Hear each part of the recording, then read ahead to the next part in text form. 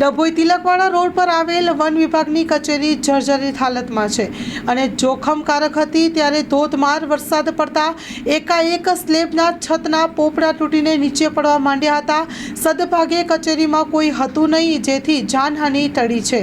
Office બંધ કરવામાં આવી છે, પરંતુ બેજવાબદાર અને બેદરકારીપૂર્વકનું તંત્ર પાપે મોટી દુર્ઘટના થતાં બચી ગઈ છે। ડભોઈ તિલકવાડા રોડ વન વિભાગની કચેરી જર્જરિત હાલતમાં હાલ ચોમાસા દરમિયાન છતમાંથી પાણી પણ ટપકતું જોવા મળ્યું હતું।